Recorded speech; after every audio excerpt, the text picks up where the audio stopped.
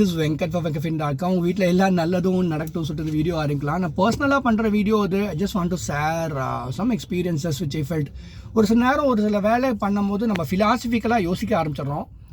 ஒரு health insurance, term insurance, consulting fee வாங்கிட்டு பண்ணுறவங்களாம் I think north India someone is doing. நான் தமிழ் இருக்கவும் நான் பண்ணுறேன்.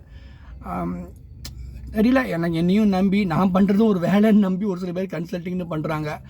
ஐ எம் தேங்க்ஃபுல் ஃபார் ஆனால் நிறைய ரேண்டம் கால் வரும். ஒரு சில பேர் they been kind to me. Having set that, இதில் இந்த கன்சல்ட்டிங் செஷனில் நான் நிறைய கற்றுக்கிறது ஃபேமிலியில் யாரெல்லாம் இருக்காங்க, அம்மா அப்பா என்ன பண்ணுறாங்க, இவங்க என்ன ஏர்ன் பண்ணுறாங்க, இவங்களோட ஃபினான்ஷியல் கோல் என்ன, இவங்க இன்சூரன்ஸ் டொமைனில் இவங்களோட அண்டர்ஸ்டாண்டிங் என்ன எக்ஸ்பெக்டேஷன், இது நிறைய கதை கேட்கணும். ஸோ கன்சல்டேஷன் தான் it's about listening to their stories. So அதை வச்சு பார்க்கும்போது எங்கள் வீட்டு பின்னாடி வீட்டு ஆண்டி ரொம்ப எங்கள் ஃபேமிலி ஃப்ரெண்டு மாதிரி எங்களுக்கு நிறையா செஞ்சுருக்காங்க. எங்கள் ஃபேமிலிக்கு எங்கள் அப்பா அம்மா 2007 எங்கள் sisters daughter was born at that time. அப்போ யூஎஸ்க்கு போயிருக்கும்போது எங்கள் வீட்டுக்கு அவங்களுக்கு வச்சு அவங்க வீட்டுக்கு போவேன். சாப்பாடு ரெடிம்பாங்க, நான் பாட்டு போய் சாப்பிடுவேன் வருவேன். எனக்கு தெரிஞ்சு என்னுடைய க்ளோஸ் ரிலேட்டிவ் வீட்டில் கூட நான் அவ்வளோ உரிமையாக போய் சாப்பிட்டு வந்ததில்லை இப்போ வரைக்கும். அப்புறம் எங்கள் அப்பா 2021 when my father passed away, அந்த 16 நாள் எங்கள் அம்மாவில் எந்திரிக்கவே முடியல. உடம்பு சரியில்லை, மயக்கமாகவே இருந்தாங்க. அவங்க வீட்டில் இருந்தால் எங்களுக்கு சாப்பாடு கொடுப்பாங்க. So I feel like she is very very kind to us. அவங்க பசங்களாம் 2 பேரும் யூஎஸில் இருக்கிறதுனால நாங்கள் தான், I take care of them, they take care of us அப்படின்னு வச்சுக்கோங்களேன். அவங்களுக்கு ஆனால் இப்போ ரீசன்ட் பாஸ்ட் இந்த லாஸ்ட் அவங்க டாக்டர்கிட்ட சரியாக போகவே மாட்டாங்க. எங்கள் அம்மாவோட டயபெட்டிஸ் டாக்டர்கிட்ட தான் நான் கூப்பிட்டு போவேன். Very good doctor. அவங்க HbA1c ஒரு வருஷத்துக்கு முன்னாடி 11 இருந்துச்சு. அந்த டாக்டர்கிட்ட கூப்பிட்டு போனால் 8.5 வரைக்கும் கொண்டு வந்தோம். மறுபடியும் அவங்க வீடு கட்டுறாங்கன்னா 6 மாதமாக வரவே இல்லாமல் பண்ணிட்டாங்க. அப்புறம் நான் ஃபோர்ஸ் பண்ணி 2 months முன்னாடி கூப்பிட்டு போனேன். அப்போ மறுபடியும் HbA1c 11, 10.5 மாதிரி இருந்துச்சு. நான் அப்போ இருந்து ரொம்ப கான்சியஸாக யோசிக்க ஆரம்பிச்சிட்டேன், இவங்க ஏன் இப்படி இருக்காங்க, இவங்க அவங்க ஹெல்த்தை பார்த்துக்கிறேன். ஏன்னா இப்போ வெளிநாட்டில் இருக்காங்க சில்ட்ரன் அப்படின்னா அவங்க ஃபோன் பண்ணுறாங்க, எப்படி இருக்காங்கன்னு கேட்குறாங்க அம்மா அப்பாவை. பட் அவங்களோட ஹெல்த் கண்டிஷன் எப்படி இருக்குது, அவங்க அதுக்கேற்ற மாதிரி சாப்பிட்ணும் அப்படிங்கிறது அவங்களுக்கு தெரியுதான்னு எனக்கு தெரியல. நான் பயந்துகிட்டே இருந்தேன். இவங்க ஏன்னா அவங்க நிறைய இந்த எண்ணெய் பலகாரம்லாம் செஞ்சு கொடுப்பாங்க, ஸ்நாக்ஸ் என்னென்னமோ பண்ணுவாங்க. அதெல்லாம் எனக்கு கொடுப்பாங்க. நான் மனசுக்குள்ள நினைப்பேன், நமக்கு கொடுக்குறாங்க, ஆனால் இதெல்லாம் இவங்களும் சாப்பிட்றாங்களேன்ட்டு. நான் நினச்ச மாதிரி இவங்களுக்கு நேற்று மத்தியானம் அவங்களுக்கு கொஞ்சம் உடம்பு சரியில்லைன்னு சொன்னாங்க. ஏதோ நெஞ்சு அழுத்துற மாதிரி இருக்குது, வலிக்குது, இந்த லெஃப்ட் சைட் ஷோல்டர் ஃபுல்லாக வலிக்குதுன்ட்டு. அப்புறம் ஸ்கூட்டரில் போவேன்னு, இல்லைன்னு நான் காரில் தான் கூப்பிட்டு போவேன்னா அந்த அங்கிள் ஆண்டி கூப்பிட்டு போனால் பார்த்தா ஓப்பன் ஹார்ட் சர்ஜரி பண்ணுன்ட்டாங்க. பட் தேங்க்ஃபுல்லி பண்ணிட்டாங்க. இன்றைக்கி நான் நேற்று ஃபுல்லாக ஹாஸ்பிட்டலில் இருந்தேன், அப்புறம் இன்றைக்கி பண்ணிட்டாங்க. I felt very emotional. ஏன்னா அவங்க ரொம்ப வேண்டியவங்க எங்களுக்கு. இந்த இன்சிடெண்ட் நடந்ததில் நான் 2-3 விஷயம் கம்யூனிகேட் பண்ணணும்னு நினைக்கிறேன். ஒன்று, நீங்கள் வெளிநாட்டில் அப்பா அம்மா கூடயே இருந்தீங்க அப்படின்னா அது ஒரு பெரிய பிளெஸ்ஸிங்.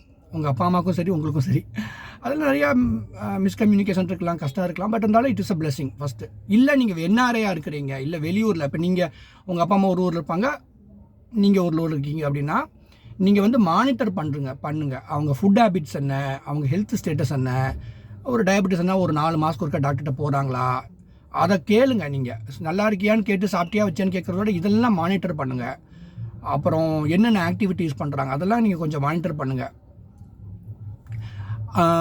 இது ஃபுட் ஹேபிட்ஸ். ஏன்னா ஒரு ஏஜுக்கு அப்புறம் நம்ம இப்படி தான் சாப்பிடணும்னு நிறைய பேர் அந்த ஒரு கண்ட்ரோல் வச்சுக்க மாட்டேங்கிறாங்க.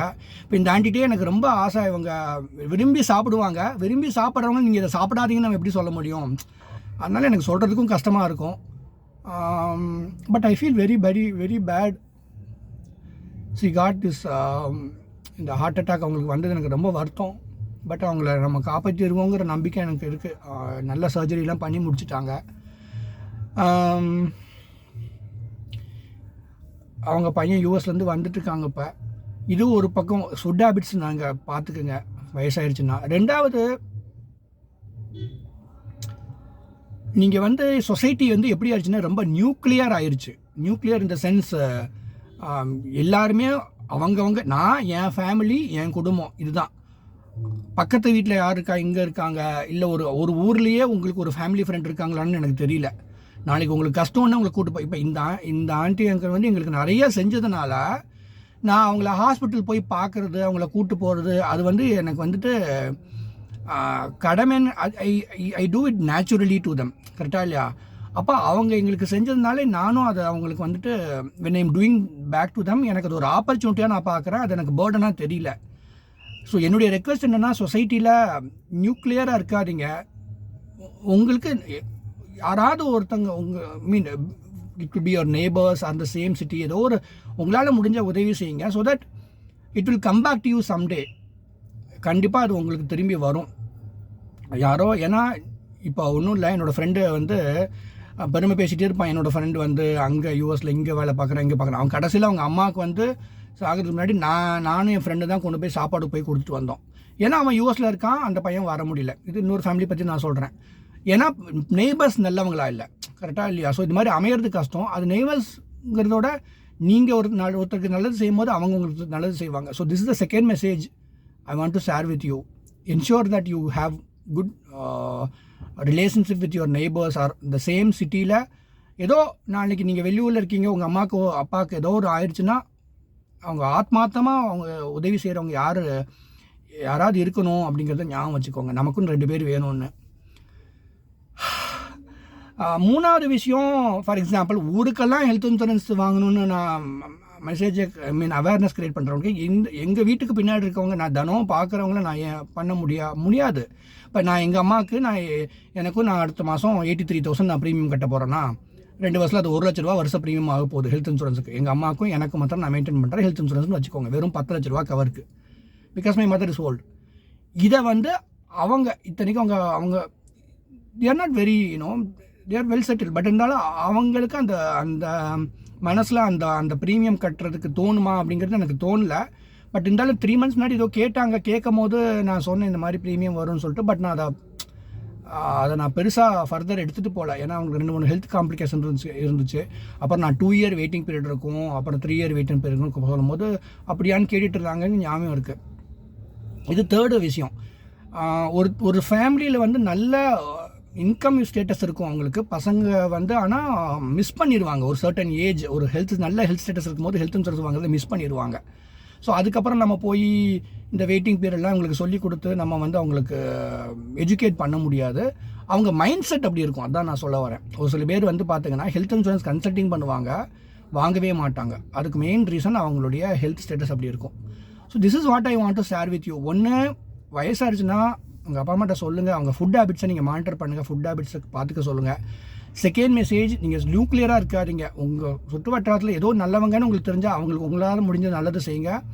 I don't know if it is possible in a metro city like Mumbai, Bangalore or some places like that, but I think good people are everywhere. Third thing I wanted to tell you is health insurance வாங்கணும்னு நினச்சாலும் ஒரு சில பேர் தான் வாங்குறாங்க, எல்லோரும் வாங்க மாட்டாங்க. என்ன கையில் இருந்து காசு செலவு பண்ணுவாங்க. So this is the message I want to share with you. Sometimes ஒரு வேலை பண்ணும்போது we start to think more and more philosophical, and that is why I want to share this with you. I just want to share this with you. ஒரு ஜெனினோட consult மெசேஜ் பண்ணுங்கள். Anyway இது பர்சனலாக பண்ணுற வீடியோ அவ்வளோதான். ஏன்னா யாருக்கோ எதுதோ நடக்குது அப்படிங்கும் போது ஒரு ஹார்ட் அட்டாக்கு, ஒரு ஸ்ட்ரோக்கு, இந்த கேன்சர் இதெல்லாம் வந்துட்டு நமக்கு ரொம்ப வேண்டியவங்களுக்கு வரும்போது தான் அந்த நெஞ்சில் வந்து இருக்கிற வலி வந்து நமக்கு தெரியும். I don't know what to say. Thank you so much. நல்லா இருங்க. Good luck to you.